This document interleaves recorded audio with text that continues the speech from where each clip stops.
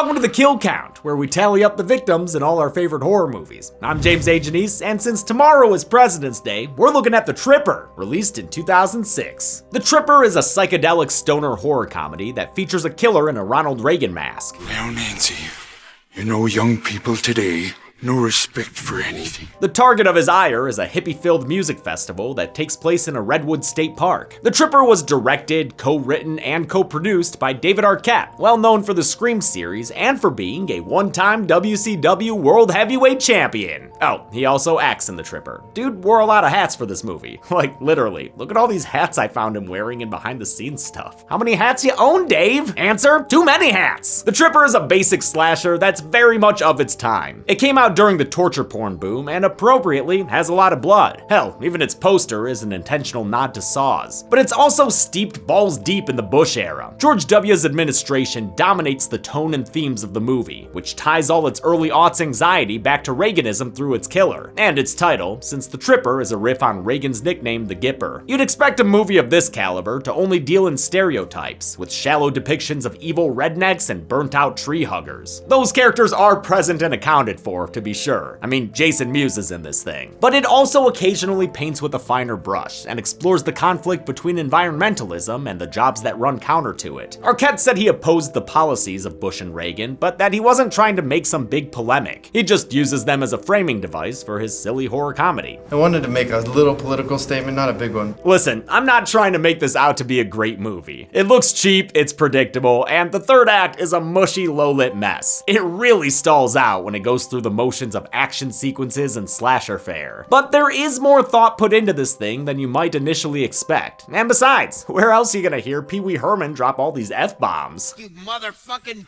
fucks! Most importantly though, this is a little known movie that I'm covering for a holiday. This channel was built on celebrating random holidays with cheap horror flicks. We can't forget our roots, now can we? Speaking of roots, what's that I see out there in the trees? Zoran? Yo, Zoran! What are you doing, man?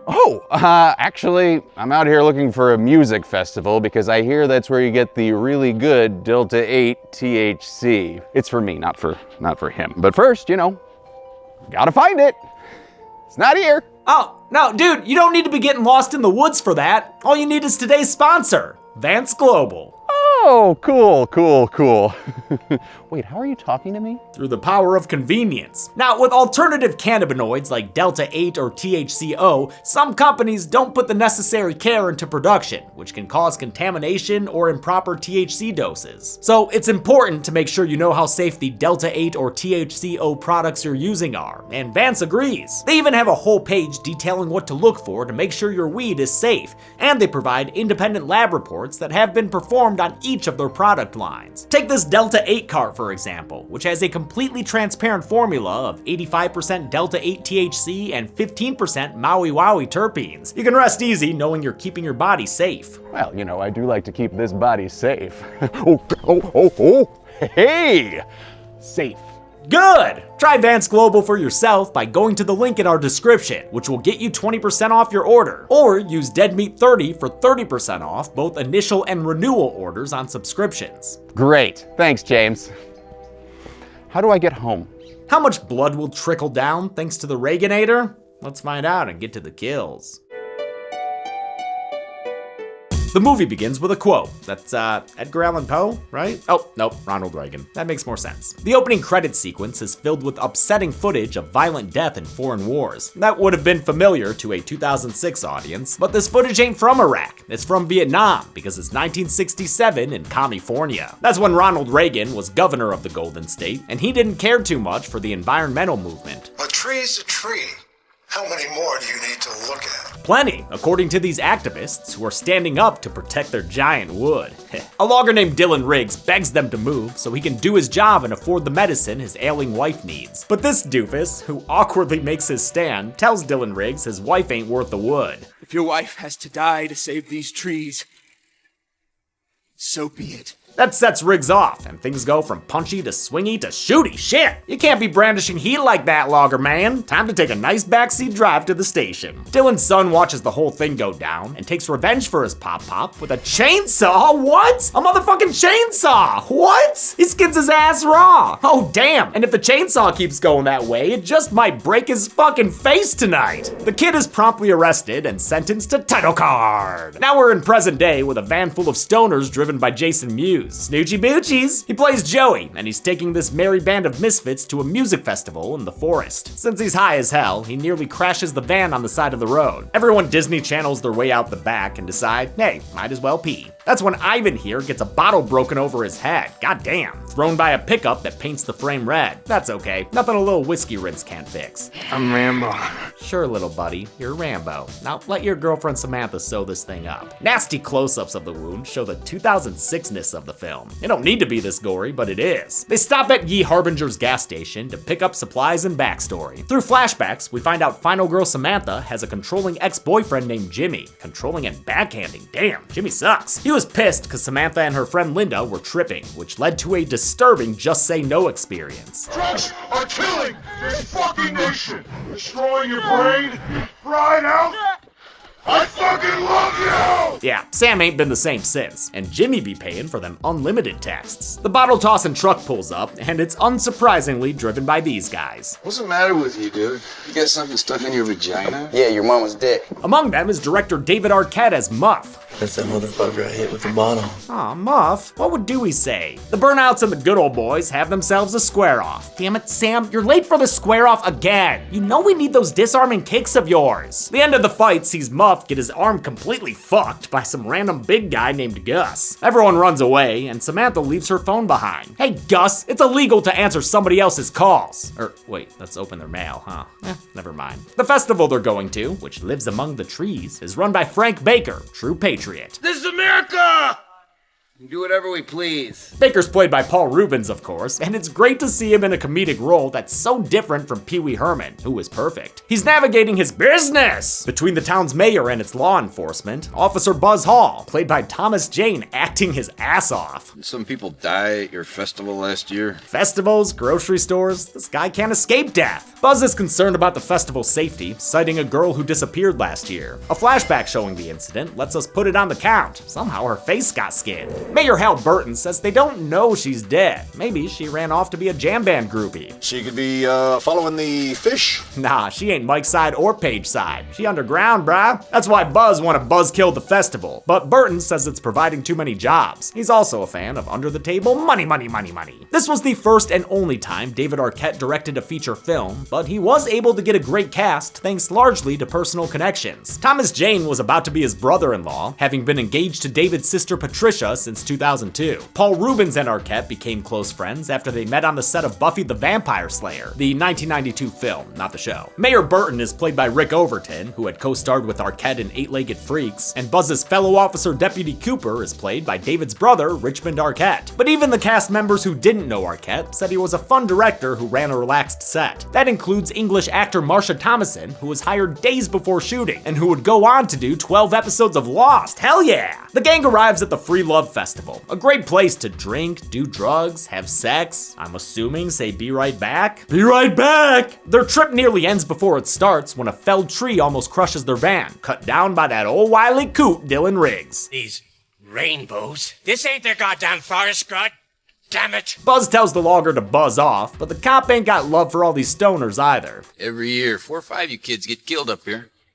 Driving yourselves into redwoods, or get paralyzed sucking on nitrous, or blow yourselves up cooking meth. Thomas Jane didn't need to go this hard, but he did. He ain't too good for your movie. Buzz and Deputy Cooper aren't used to a wild festival like this, full of drugs and naked hippies. I love how the movie sticks with the naked dude after he and his gal split up. We follow him and his ginger bush until he's caught by a trap and, oh god, drag dick first across the ground. Samantha and her friends aren't hanging dong, they're just hanging out at an abandoned mining tunnel to underline the environmental themes. An old hippie comes across them, and can I say he's pretty cool? cool? Yeah, you could say that. Alright, dude's pretty cool. Cooler than those trucker fuckers who show up and start throwing rocks like they were bullies in a Stephen King story. After everyone runs off, the camera lingers on the cool old hippie, so you know he about to die. Another dead giveaway is the square-shouldered figure who appears behind him and chops off his head. That's usually a good sign your character's dead too. Let's check back in with the rest of the cast. I would if I could. I'd fuck myself every day. Silly. Crazy. Okay, Jason Mewes is doing his usual shtick, so Samantha and Ivan step away to smooch by a babbling brook. She admits that she's nervous about all the drugs around, maybe because of the bad trip she had caused by Jimmy, or maybe because her crew is rolling like this were Fear and Loathing. Ivan tells her he won't trip out of solidarity, but listen, I know guys like this. That dude about to be tripping the first chance he gets. The Tripper benefits from two strong actors as its leads. Jamie King was one of the best parts of both the Silent Night and My Bloody Valentine remakes, and Lucas Haas, another close personal friend of Arquette's, is so talented he performs a little song he wrote called Kemp. She danced like a wicked angel. It's actually pretty good. It's been stuck in my head all week. The next day in these beautiful mountains, a not so beautiful scene is found. The nude guy's dead body hung up on a tree and eviscerated. Guts hanging out like that Scream 4 kill. Fucking A. Fucking A. The only clue Buzz finds is a jelly bean. A magic jelly bean. It can become a world. A world in which Buzz has shut down the roads going into the forest, pissing off Mayor Burton because he all about that business. Jelly beans are a staple of Ronald Reagan lore. After using them to quit smoking, he became a jelly belly boy for life. Ate them everywhere, and even had a quote about judging a person's character by how they ate jelly beans, which made its way into this movie. The next day, things get underway, but Samantha can't enjoy herself. She's been seeing her ex-boyfriend Jimmy in her sleep and possibly driving around here at the festival. The rest of her friends are having a blast though, sucking on a balloon full of nitrous. The soundtrack gets the wah-wahs as they pass it around. Whoa! Then they take some ecstasy and trip out with a bunch of colors. Ivan joins in, told ya, and gets worried Samantha's gonna know. I look fucked up. Nah, you good, man. Arquette was inspired to have a music festival horror movie while attending Reggae on the River in Humboldt County. He wanted to capture the feeling of festivals like this, and he does. This setting feels authentic. The movie was filmed in the Big Basin Redwood State Park in Santa Cruz, California. They unwisely shot in the winter, meaning they had to deal with lots of random rain. Everyone was telling me not to do it at this time, and you know, to a certain extent, they were right. Buzz visits Dylan Riggs and asks if he set the trap that killed the nudist. Riggs said he didn't kill anybody. He just hates hippies because they took away his wife and son. Government's got laws that help corporations and activists.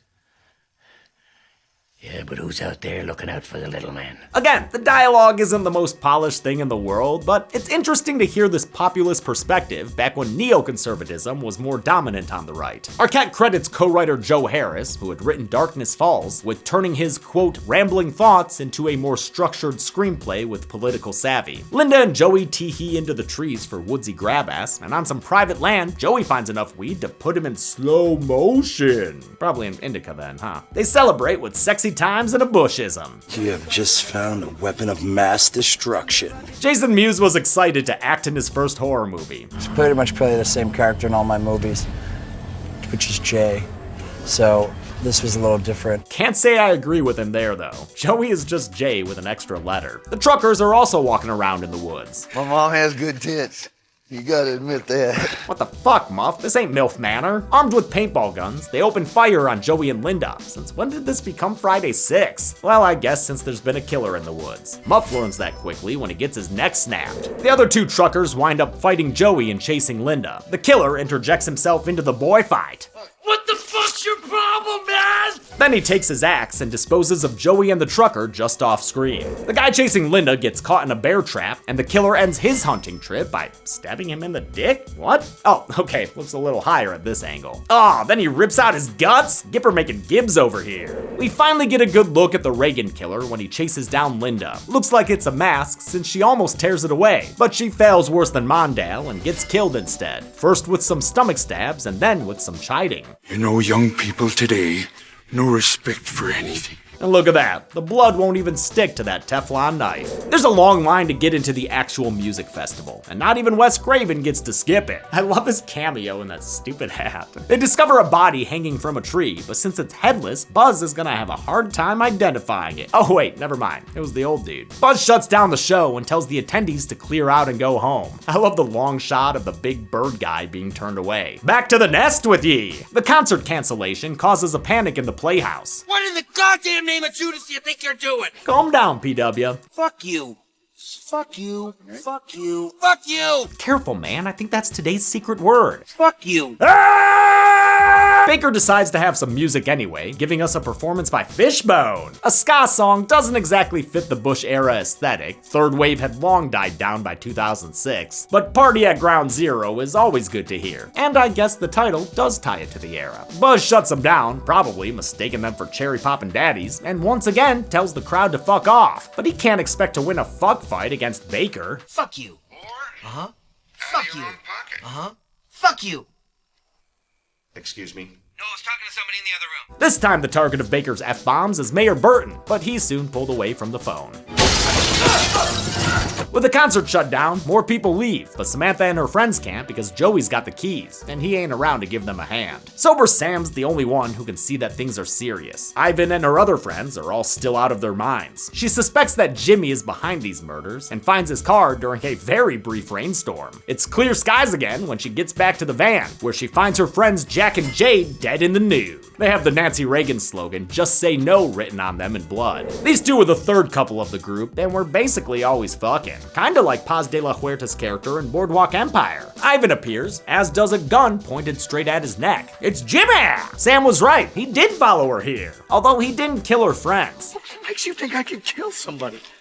Because you have a gun! Huh, oh yeah, good point. Jimmy gets attacked by the Gipper, and it don't matter what his voting record is. But I'm a Republican. The great discombobulator hacks into Jimmy's chest and kills him with many a blood splash. Ivan squares up with Dutch to give Sam more time to run, but he's quickly killed in a weirdly shot, disappointing way. Well, there you go again. That quote comes from the 1980 presidential debate, after Jimmy Carter brought up problems with the healthcare industry. There you go again. Yeah, real good zinger, dude. The cops rightfully suspect that Dylan Riggs has something to do with the murders. Turns out they're right. They find him cutting up bodies with a saw in his shed. You ain't gonna take my boy again! A shootout commences and Dylan runs away, but after a short chase with Buzz in pursuit, the logger falls to his death in a trap of his own making. I'm assuming a trap like this one is what killed that previous year's concert goer. Even though the festival is officially shut down, the party moves into the forest for a drum circle. Yes, the Tripper, please give us more psychedelic sequences and fewer chase scenes and fights with people rolling around in the woods. The movie's much better when it's doing shit like this, capturing the trippy experience of festivals like Electric Forest. Samantha becomes an unwilling participant when she's shot in the face with an acid gun, which gives the movie another opportunity to go wild with colors and editing. I tried to make stuff like this in college. The keyword there is try. The party's over when Ronnie arrives. He starts axing people like they were air traffic controllers on strike. This scene is super dark and there are a lot of axe swipes that land off screen, but I counted 9 distinct victims, including this one dude who gets his leg cut off. I'll assume he bled out. At Dylan Riggs' place, Buzz finds a shrine to number 40. Amidst all the Reagan memorabilia is an article about how he shut down mental institutions, releasing thousands of inmates. Now, this did happen in real life, but most of the inmates wound up being homeless and harmless, not murderers, like what's happened here with Dylan Riggs' son. Gus Riggs was locked up after chainsawing that activist, but released due to the cuts in mental health funding. He grew up to be that guy we saw in a single scene like an hour ago, when he was played by Christopher Allen Nelson. Nelson is the Tripper's effects artist, responsible for all the good-looking gore. He also dons the Reagan mask and plays the killer throughout the film. I got a call out of the blue. I was sitting at home. So I just called him up. I said, Chris, can you do impersonations? He's like, yeah. You want to play the killer in this movie? It was like, hell yeah. 15 years later, Nelson's at the top of his game, having done the effects for David Gordon Green's Halloween trilogy, which he also acted in as a cop in Halloween 2018. This movie's cop finds the mayor, face full of glass, but still alive. He hasn't yet been killed by the rampaging Reagan, who takes his tax cutting to Frank Baker. Baker flees and manages to hide from the killer, but at what cost, Frank? You'll never smell good again. While Gus is chasing down more hippies to kill, his dogs get a victim of of their own when they bust through the gates to finish off Mayor Hal Burton in a POV attack. The dogs then run off and find another victim, a random festival goer whom they maul to death. Deputy Cooper and some troopers shoot the floofers, upsetting an animal-loving hippie played by Courtney Cox in a cameo. These are God's creatures! They're our friends! She's attacked by the dogs, but the cops save her with more gunfire. Cox was Arquette's wife at the time and a credited producer of the film. The two of them essentially self-financed this thing, and David made sure it was ready for a 4/20 release date. Reagan returns to Samantha so we can have our requisite final girl circuit. It's pretty standard. She runs through foggy woods with big film lights shining behind the trees and comes across the corpses of her murdered friends. You know, all the staples. With the effects of the drugs still lingering, this is one unfortunate experience for Sam. Buzz comes to the rescue and holds Reagan/Gus at gunpoint. Is this what you call compassionate conservatism, boy? He shoots the killer down, and things seem pretty chill until, wait, what? Why is Sam grabbing the gun and putting it to her head? Drugs? Like, I guess. This gives Gus the chance to come back and run for a second term. And while he and Buzz wrestle around, Sam comes to her senses and grabs the gun. Or no, never mind. She doesn't grab the gun that just fell to the ground. She grabs a hammer. That's what she uses to take down Mr. Reagan. Damn, don't break his butt. She's breaking his butt. And his face, holy shit. Hinckley wishes, am I right? As Lucas Haas's song plays over the soundtrack, Buzz unmasks the Reagan killer and reveals Gus's face. Arquette must have picked up the wrong lesson from Screams 2 and 3. Because that was one anticlimactic unmasking. The next morning, a trio of bodies are seen, which I'll go ahead and count. Not sure if they were among the victims in the dark, but they seem new enough to me. Frank Baker isn't among them. He survived, and looking like he did the poo cocktail, Knoxville style. Buzz learns that Gus's body wasn't found next to the mask, but thankfully, the killer isn't coming after Sam again. He is going after Frank Baker, who's trying to escape with his, big stack of ones. Big baller. Gus tracks him down and gives us one final kill. A horrific one, since he chainsaws Baker in half vertically. Holy shit. The movie ends with Frank's money polluting the beautiful environment. How many people wish the nation would have gone the way of Minnesota? Let's find out and get to the numbers. By my count, 29 people died in the Tripper.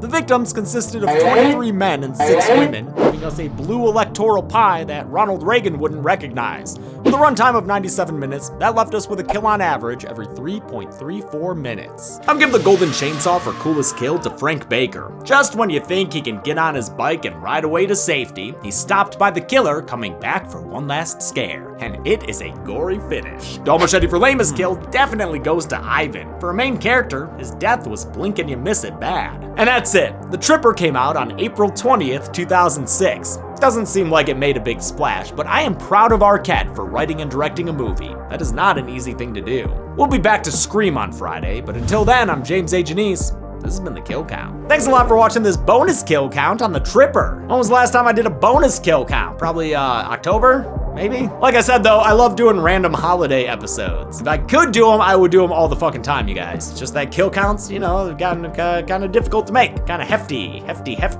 And of course, I am still dealing with some personal stuff going on. In fact, this is the very last thing that I'm filming before leaving to go to Michigan for an indeterminate amount of time. I'll probably have to fly back to film Screams 4 and 5, and then maybe fly back to Michigan. I don't know, man. I don't know. I want to thank some patrons like Raxolf, Paige Jennings, Ozzy Ben, Matt Delahauer, Larry Ronstadt, Christian L. Kostelnock, Joe Hahn, Jet, Jack Barr, and Fun Fernie. Thanks everyone. Be good people.